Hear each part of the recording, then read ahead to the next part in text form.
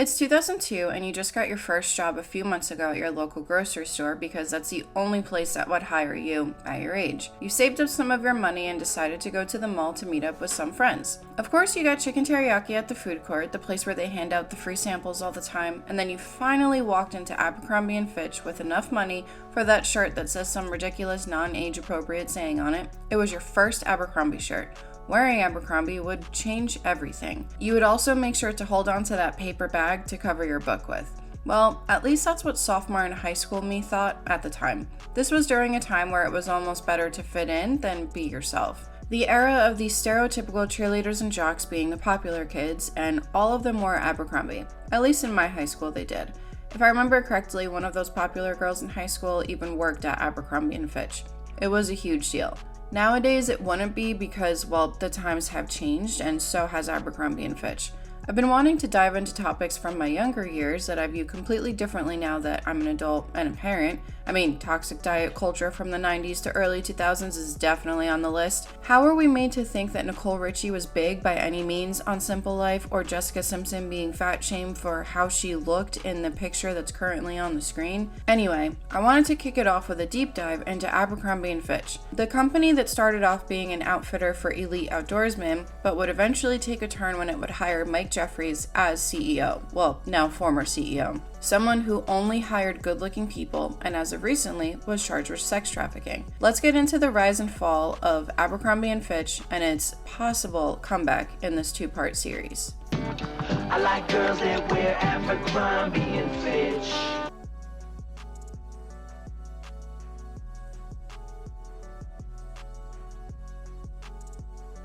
Did you know that Abercrombie & Fitch used to be for wealthy outdoorsmen? The wealthy part doesn't surprise me because when it was popular during my youth and, well, even now, while the prices aren't as high as other luxury brands, in my opinion, I wouldn't really consider them affordable, if that makes sense. However, I'm also very frugal and love finding great deals. With that said, I'm not surprised that they started off for the wealthy or the elite. They sold sporting and excursion goods, particularly expensive shotguns, fishing rods, fishing boats, and tents. Some people you may have heard of who were Abercrombie & Fitch customers were Theodore Roosevelt Safari and Admiral Richard E. Byrd's. His expedition to Antarctica was outfitted by Abercrombie & Fitch. Ernest Hemingway was a regular. And something sad that I found within my research was that the gun he used to unalive himself was actually purchased from Abercrombie & Fitch.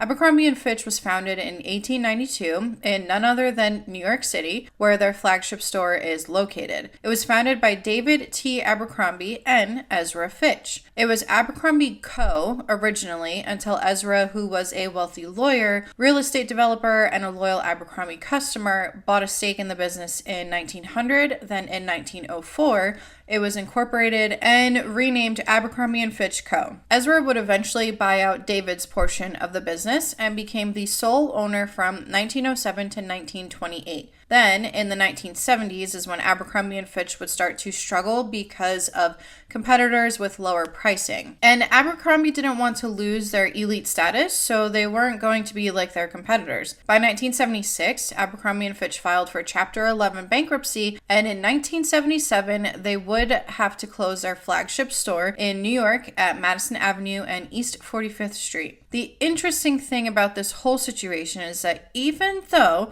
Abercrombie & Fitch closed its store and filed for bankruptcy, the name still meant something. That's why in 1978, Oshman's Sporting Goods, which was a Houston-based retail chain, bought the name Abercrombie & Fitch and their mailing list for $1.5 million, which according to the inflation calculator I used at the time of researching for this in 2024, that would be $7.5 million today. Well, Oshman's relaunched a company, but they would make it a mail order retailer, with some retail stores that opened up as well in Beverly Hills, Dallas, and New York City. In 1988, the company would be sold to The Limited, who was the parent company to a few chains, one of which was Victoria's Secret. Abercrombie & Fitch would start to shift their focus under The Limited. Now, they wanted to make young adults their target market. Eventually, it would become a publicly traded company. Following this, Mike Jeffries became CEO in the 1990s. Abercrombie & Fitch would morph into the Goliath that it was back then. In 1998, they would also launch a children's line, and in 2000 they would launch Hollister, which was basically Abercrombie but more of a laid-back California surfer style. Abercrombie & Fitch would also expand internationally. In 2005, they would expand into Canada, followed by expanding into Europe in 2007, Tokyo and other Asian countries in 2009, along with Mexico and the Middle East in 2015. As much as I'm not a huge fan of Abercrombie, I would say that's pretty impressive, especially for a store that isn't exactly on the really affordable side. It's not necessarily for just rich people, but again, as I said earlier in this video, I'm more of a frugal type of person and I like to find a good deal, and it just doesn't seem as affordable as other options out there, but I digress. Another interesting fact was that Abercrombie & Fitch opened up 2 college campus stores in 2018. This was so that they could reach their ideal college-age customer. As you can imagine, they didn't do well and, well, they closed. I'm sure the idea made sense, but something wasn't executed properly. Speaking of campuses, though, I was listening to a podcast called Everything Iconic with Danny Pellegrino, and Danny had the director of White Hot as a guest on the show to talk about the documentary. Now, if you haven't watched White Hot, it's a documentary on Netflix about the rise and fall of Abercrombie & Fitch, which I highly recommend watching. It's really good and goes way more in depth than I will in this video. Anyway, the director brought up a good point in that podcast. She had mentioned that with Abercrombie & Fitch corporate, they didn't have the normal corporate atmosphere. It was basically like the 13th grade, or also known as a super senior, and for my non-US listeners or viewers, our school system goes up to 12th grade, and after that you could either choose to go to a trade school, college, or whatever else you desire. You don't have to further your education after you get your high school diploma. However, required school is up to 12th grade. So with that said, working at Abercrombie in their corporate office was another year of high school. The people in the documentary spoke about how much they partied and how it was just part of the atmosphere. Now, if you think about that for a second, let's say some of these employees are straight out of college and hypothetically speaking, they're the stereotypical frat boys that either you may know in person or have seen in the movies. Obviously, working for a company that was really popular and for the elite at one point, along with being able to party, that would be perfect for some people. From my own experience from going to college and graduate school, even I didn't want some serious, boring corporate job, but I ended up doing the whole corporate thing after working in retail for a long time. However, I can see why that would entice people to work for Abercrombie & Fitch, because not only was Abercrombie & Fitch for the cool kids, but now you could party with the cool kids that are even more elite because they're in corporate, not just in individual stores in the malls. Let's not forget the 1999 LFO song Summer Girls, where the lyrics said, "I like girls that wear Abercrombie & Fitch." That was basically free advertising for Abercrombie & Fitch. Now that you know a little bit about the background on Abercrombie & Fitch, let's talk about the controversial era, which would be the 2000s. The 2000s, a time where I was a teenager, but I can vividly remember Abercrombie & Fitch at their peak, and I can still smell Fierce, the cologne that was billowing out of that store. It's a scent that I don't think I will ever forget. The entire side of the mall that Abercrombie was on smelled like that cologne. Probably because the employees were told to spray the cologne constantly. Anyway, I succumbed to the popularity of Abercrombie because this was at a time where all I wanted to do was fit in. I learned to just be myself later on in life, but I wanted to be one of the cool kids even though I was far from what was considered cool at the time. Abercrombie was known for being the cool kids. Mike Jeffries, the CEO at the time, even said the brand was for the cool and popular kids. Quote, "We're looking for the attractive young American with a great attitude and lots of friends. A lot of people aren't made for our clothes. They can't have them. Are we excluding them? Absolutely." End quote. In my experience in school, there was the stereotypical cliques in my grade where you had the popular football players and cheerleaders, and you had the smart kids who were considered the nerds, the goth kids that were some of the nicest freaking people. Shout out to the goth kids I went to school with. And of course, all of the other stereotypes you've seen in all of the movies. However, I say all of that because that was the norm at the time. For Abercrombie to be targeted towards the cool kids, it didn't seem problematic at the time, since that's just how it was. And in addition to that, you had other stores such as Hot Topic that were targeted towards a certain group as well, or PacSun and things of that nature. But there were two people that I went to school with who did in fact get recruited to work at Abercrombie & Fitch. So in my head, I thought, wow, they are special and works of art. Abercrombie was known for the dimly lit store, the loudest music possible in a store.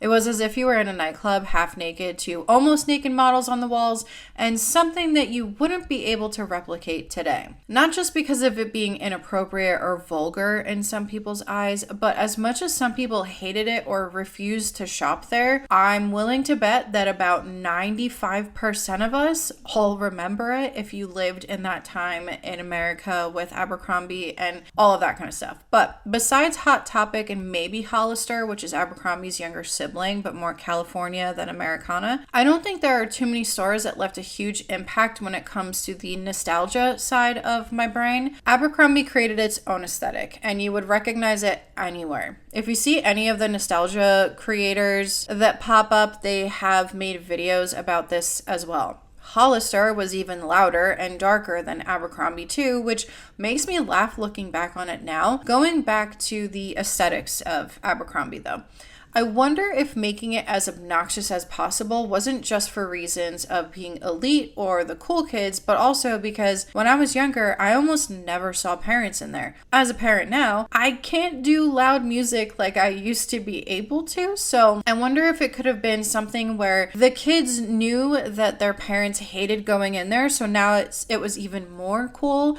because, well, my parents don't like it in here, so that must mean it's cool because anything my parents like or do is uncool or cringy. Does that thought process make sense at all? I hope that I'm making sense. Anyway, besides Abercrombie being for the cool kids, what else could possibly be wrong that caused the downfall of Abercrombie?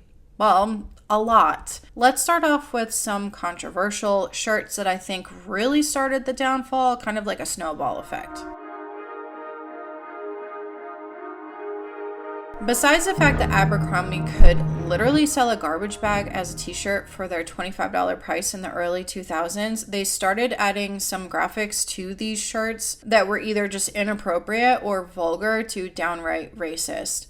Quote, "Sometimes that kind of publicity can help a retailer more than it hurts," said retail analyst Jennifer Black with Wells Fargo Securities in Portland, Oregon. In all honesty, I think the controversy over sexually charged advertising is kind of a marketing thing. The teens love it, and they're crucial to Abercrombie's customer base, Black said. But pushing controversial racial or ethnic depictions is different, said Black, who added that the best damage control might be to come out with an immediate apology, end quote. While Abercrombie did have run-ins with activist groups along with state governments because of what was sexually suggestive advertising, campaigns, and catalog photos, it didn't stop them. One of the shirts that sparked a lot of controversy had the phrase, quote, "Wong Brothers Laundry Service, 2 Wongs can make it white," end quote, with 2 men characters that were a racist representation of Asians. Quote, "But digging online, you can find a whole list of douchey t-shirts that Abercrombie stopped producing, from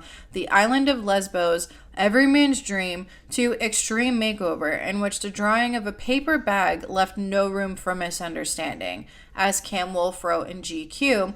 The feeling was that customers expected to see the brand behave in the rough and rude manner of the high schoolers it aspired to dress. Abercrombie was an aspirational brand, and such, it did not sell only clothes, which not by chance are marginal in the story told by White Hot, but a world, the all-American world of muscular young men portrayed in the photos of Bruce Weber, and imagery created so accurately and maniacally by former CEO Mike Jeffries that it has become a standard to follow. End quote. As you can tell just by the way that quote was written, that back then the racist shirts weren't really looked at the way that they are today. With that said, let's get back to the racist shirts towards Asians because there were more. After the "Two Wongs Can Make It White" shirt came out, there was obviously outrage, but Hampton Carney, who was with Paul Wilmot Communications in New York, a public relations firm, stated, quote, "We personally thought Asians would love this t-shirt," end quote. I'm failing to see how Asians would love this type of t-shirt. They can't say it's because Asians are being represented at Abercrombie because it's making fun of Asians in so many different ways by the fonts, the characters, and the saying on the shirt. Not to mention, as we'll go over later, they weren't too keen on hiring, or if they did hire, they would keep them in the back, but they weren't too keen on hiring people of color or really anyone that wasn't a thin white girl or white football player looking kind of guy. There was another shirt that said, quote, "Walk and bowl, let the good times roll, Chinese food and bowling," end quote. That had the stereotypical character on it, similar to the Wong brothers shirt. Another shirt stated, quote, "Abercrombie and Fitch, Buddha bash, get your Buddha on the floor," end quote. I remember when I was watching White Hot and they had gotten onto this topic in the documentary, one of the interviewees actually said that they were just making whatever shirts they could and putting them out there because people were buying them anyway. They did mention that they had made other controversial shirts that were not aimed at Asians but other minorities. For some reason, the Asian shirts sparked the most outrage and the other shirts just kind of got swept under the rug. In my opinion, I think the shirts would have just kept getting worse if no one had said anything. According to one source from 2002, after this happened, quote, "The shirts were designed to appeal to young Asian shoppers with a sense of humor," Carney told the Chronicle yesterday. "The shirts were available for sale yesterday in the Abercrombie store at San Francisco Shopping Center on Market Street. Whether they will remain on the shelves was unclear yesterday," the spokesman said. "We are truly and deeply sorry we've offended people," said Carney, adding that he had spent much of the afternoon returning calls of complaint, many of them from Stanford students. "We never single out any group to poke fun at," Carney said. "We poke fun at everyone, from women to flight attendants to baggage handlers to football coaches to Irish Americans to snow skiers. There's really no group we haven't teased," end quote. Which is kind of a bullshit apology, or actually lack thereof. Yeah, so we're sorry for offending you, but we make fun of everybody, so it's okay. That apology is the epitome of who they targeted Abercrombie and Fitch to. The stereotypical popular kids who made fun of anyone who wasn't popular or who didn't look like them. So I guess maybe that apology really isn't all that shocking. Students at MIT in Massachusetts would eventually protest outside of Abercrombie stores. Quote, "I think they need to apologize, to make a public statement, but I also think they need to start looking at their whole strategy for how they portray people," Troy said. "Maybe it sells in the suburbs, but their whole national marketing image is buff, tan, male and female models without any Asian representation," end quote. The shirts were eventually pulled, but I just don't know how they even made it in there to begin with. It's fine to have edgy t-shirts that can be controversial, but not when they're just downright racist. Abercrombie was always known for their sexually suggestive t-shirts, which is wild to think about now as an adult because their demographic was underage teens, and of course college kids were already above the legal age, but underage teens were also buying these shirts. But they still sold them. No matter what outrage there was, they sold a lot of clothes. Now that we are talking about these sexually suggestive shirts and how underage kids were part of the demographic, let's go over Bruce Weber, since he was in charge of all of the ads and catalogs since they were such a big part of the brand. It's mind-blowing that a clothing brand was successful by creating ads with the least amount of clothing as possible.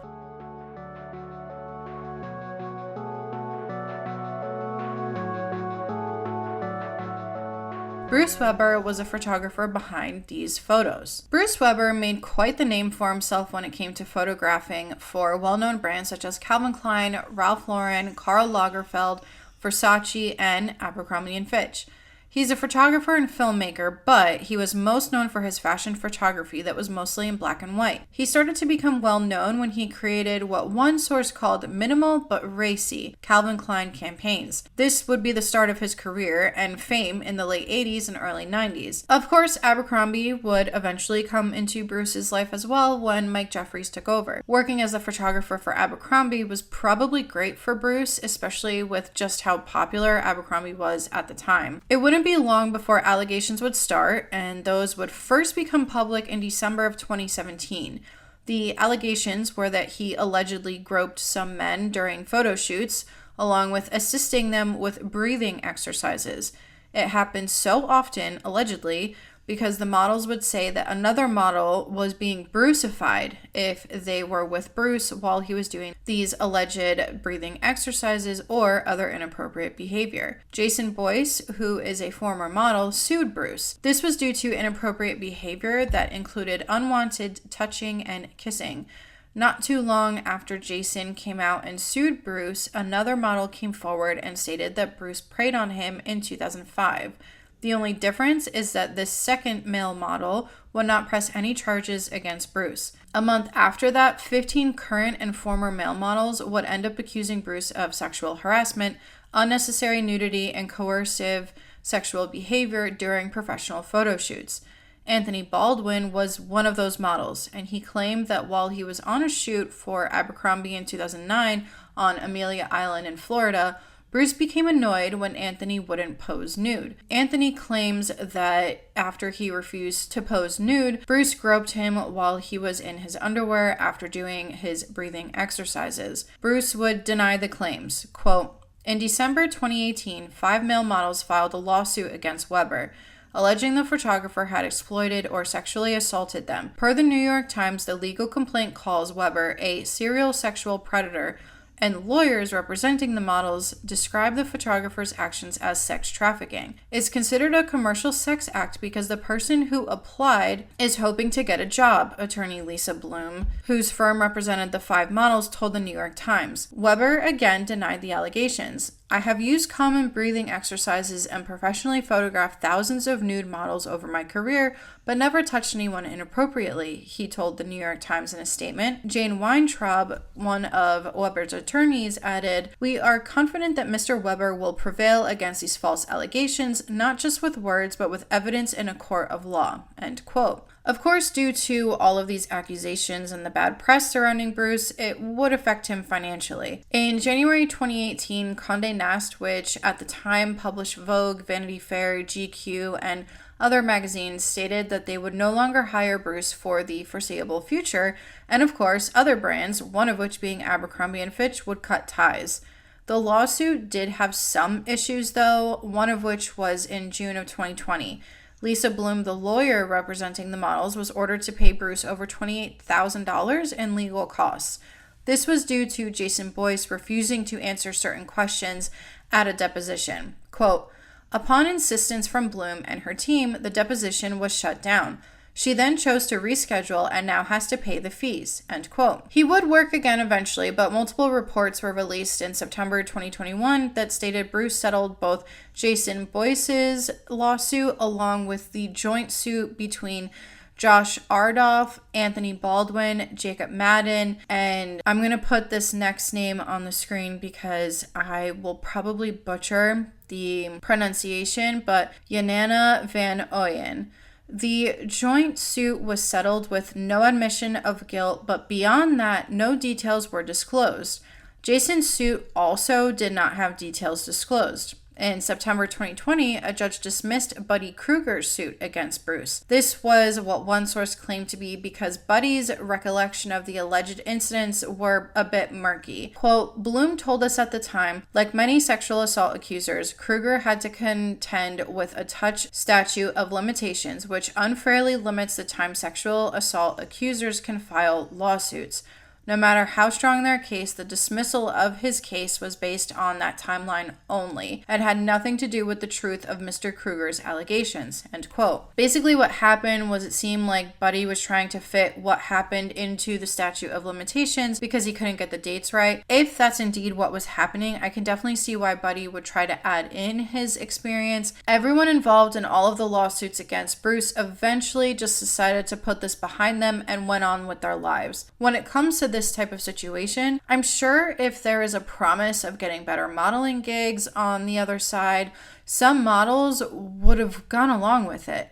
I'm not saying that's what happened here because I'm seriously not trying to get sued here, but it's just a thought I had while reading about all of these cases. Bruce went on with his life too, although things would never really go back to what it once was. On April 3rd, 2024, The Hollywood Reporter went on to publish an interview on Alan Ritchson, and Alan had made comments about the prior allegations against Bruce Weber and Mario Testino. Quote, "Some of the stories were just like mine. I was just starting to build a platform and get my voice in the business, and I wondered, should I say something? Because all of the stories that those models were telling were my own. It's all true," end quote. There is also another part of the article where Alan talks about the modeling industry, and while he wasn't making a broad statement and not really accusing anyone in particular, meaning Bruce, since this is Bruce's chapter of the deep dive, I wanted to share it anyway just to provide some insight on the industry as a whole. This way, if anyone watching this has the thoughts of, it couldn't be that bad, or they signed up for it, maybe this part of the article will make you think twice.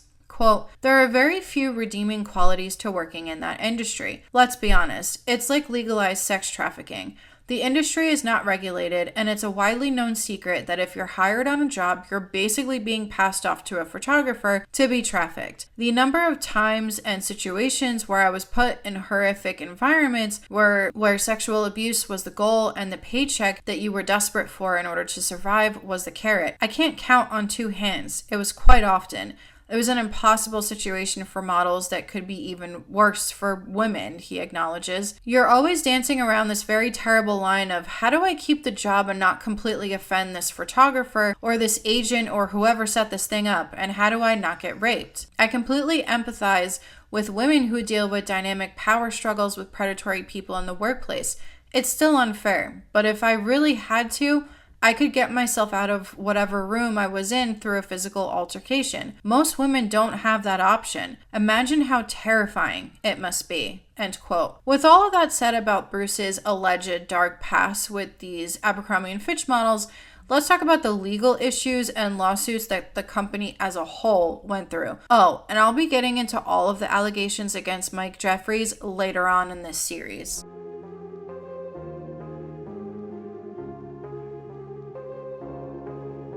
There are a number of things that I'm going to go over in this section, and if I for some reason miss any lawsuits or anyone watching this knows of any more, please feel free to leave them in the comments. Anyway, let's start off with some of the employment practices within Abercrombie & Fitch and the lawsuits that they had to face with that. The first lawsuit was one from 2004, Gonzalez versus Abercrombie & Fitch. The company was accused of discriminating against African Americans, Latinos, Asian Americans, and women when it came to who worked on the floor as a model, as opposed to who worked in the back, along with giving store management positions to Caucasian men. Within this lawsuit, it was stated that Abercrombie & Fitch violated Title VII of the Civil Rights Act of 1964 due to what I just stated before. According to one source, when talking about basically hiding some employees in the back because they didn't look the part when it came to Abercrombie & Fitch, they stated, quote, "They were steered not to sales positions out front, but to low visibility back of the store job stocking and cleaning up," end quote. This case did make it onto the TV show 60 Minutes at one point too. Now here's the thing. Companies obviously hire employees for specific positions, and when I worked in retail, there were people who were hired just for the stockroom or the cleaning crew that came at nighttime. They didn't only hire specific people and minorities for these roles. We actually had a very diverse team in most of the places I worked at. Abercrombie was basically hiding the people they didn't deem worthy enough to be the face of Abercrombie & Fitch in the stockroom. Well, in April of 2005, according to one source, the U.S. District Court approved a settlement which was approximately $50 million. Abercrombie & Fitch was to provide monetary benefits to the class of Latino, African American, Asian American, and female applicants and employees who charged Abercrombie & Fitch with discrimination. In addition to this settlement, there was also a consent decree. If you don't know what it is, it's an agreement or settlement that resolves a dispute between two parties without admission of guilt in a criminal case or liability in a civil case. The plaintiff and defendant will ask the court to enter into an agreement, and the court will basically supervise any implementations that were ordered to happen within the settlement. The company was required to implement new policies and programs that promoted more diversity within the workplace. This was to prevent discrimination in the future. The consent decree was put into place in 2011. Abercrombie did not admit liability. According to one source, quote, in 2008 to 2010, during the 6-year monitoring phase of the consent decree, a dispute arose regarding whether Abercrombie's in-store marketing material, predominantly comprising larger-than-life posters of mostly white models, deterred non-white applicants and/or encouraged managers to give preference to white applicants in hiring and promoting employees, and whether this violated the consent decree. Specifically, the decree required that Abercrombie will reflect diversity as reflected by the major racial or ethnic priority populations of the United States in its marketing materials taken as a whole. Consent Decree Section XC1, page 19, plaintiffs and the EEOC brought a motion before the special master and then the court seeking to require Abercrombie to diversify its marketing, arguing that the marketing serves as a hiring guide. The special master and court denied the motion. End quote. Moving on to the next lawsuit. This next lawsuit takes place overseas in June of 2009. Riam Dean, who was a British law student, and Riam had worked for Abercrombie & Fitch at their flagship store in London, Savile Row. There is something called an employment tribunal, and I did not know what this was, but if you are like me, here is the explanation according to Wikipedia. Employment tribunals are tribunal public bodies in both England and Wales and Scotland that have statutory jurisdiction to hear disputes between employers and employees. The most common disputes are concerned with unfair dismissal, redundancy payments, and employment discrimination. The tribunals are part of the UK tribunals system administered by HM Courts and Tribunal Services, an executive agency of the Ministry of Justice. End quote. Well, Riam took Abercrombie to an employment tribunal. Riam was born without a left forearm and had been wearing a prosthetic limb since she was about 3 months old, according to one source. At first, when she was hired, she was able to work up front, but was told she was given special permission to wear clothing that covered her prosthetic limb. Think about that for a second. It's messed up that she couldn't just be herself and not have to ask for permission to cover or not cover her prosthetic limb. Anyway, eventually she would be told that she didn't pass the look policy that Abercrombie & Fitch had, and she was sent to work in the stockroom away from any customers. In case you didn't know what the look policy is or was, it was exactly what you think it is. If you didn't look the way Abercrombie wanted for their store, which judging by the Abercrombie that was at my mall was basically white guys and girls who looked like models and the popular kids at school. According to one source, they explained the look policy a little more eloquently than I did, and they stated, quote, "The look policy stipulates that all employees represent Abercrombie & Fitch with natural, classic, American style, consistent with the company's brand, and look great while exhibiting individuality. Workers must wear a clean, natural, classic hairstyle and have nails which extend no more than 1/4 inch beyond the tip of the finger." End quote.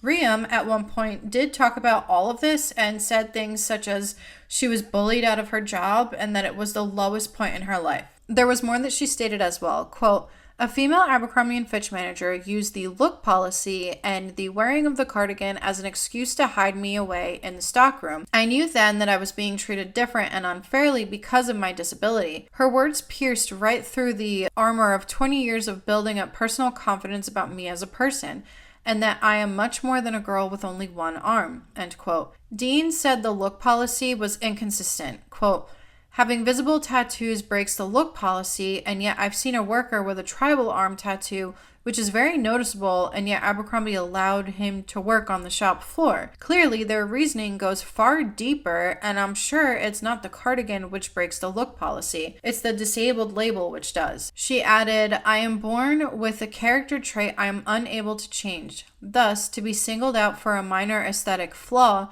made me question my worth as a human being. Abercrombie taught me that beauty lies in perfection, but I would tell them that beauty lies in diversity, for I would rather live with my imperfection than to exude such ugliness in their blatant display of eugenics and policies and practices. End quote. Several months before she started working at Abercrombie, she did go through a psychiatric assessment in order to apply for disability support. The psychiatrist stated that she was socially isolated with an anxiety disorder that was so bad it reached phobic levels when it came to a fear of traveling on public transport. The Abercrombie & Fitch barrister, Akash Naubat, stated that someone who had the phobia that Rhiam had would have a hard time working at Abercrombie just with the noise level itself, and suggested that she may have exaggerated her medical problems. However, being socially isolated is something that happens to a lot of people, and some people try to work through it and do try to live a normal life. Not to mention, the phobia that was described in this one source relates to traveling on public transport, not working in a loud store. So I think that suggestion is a bit out of line and very victim blamey, but maybe there was more information and there's more context to be given here. But I will say that again, given that this is Abercrombie, it's not all that shocking if they're just being a-holes, if I'm being completely honest here. Akash also accused Rhiam of exaggerating the effect that Abercrombie had on her while she was working there, and that she had lied on the claim form she submitted to the tribunal. Rhiam did end up stating that there was one part of her original claim form that was false, only one. She stated that the part where she had been repeatedly asked by management to remove her prosthetic arm was implied to be a mistake. I'm not sure of the exact conversation here, so it could have been an over-exaggeration on her part or even a misunderstanding. Regardless of what it was, I think we can all agree, given Abercrombie & Fitch's history, I don't think her being put in the stockroom because of her disability is a reach. Rhiam sued for disability discrimination and was looking for £20,000 in damages. Well, in August 2009, the tribunal ruled that Rhiam Dean was wrongfully dismissed and unlawfully harassed. She didn't get the £20,000 she was looking for, but she was awarded £8,013 for loss of earnings and wrongful dismissal. Since this is a two-part series and the legal portions of this video or this series is the longest out of all of the other sections, I'm going to save the rest for part 2 of this series. In part 2, I will also go over the sex trafficking charges against Mike Jeffries and 2 other people. Thank you so much for watching part 1, and make sure to subscribe and like this video. This is Monica reporting to you live from a highway, and I will see you in part 2. Bye!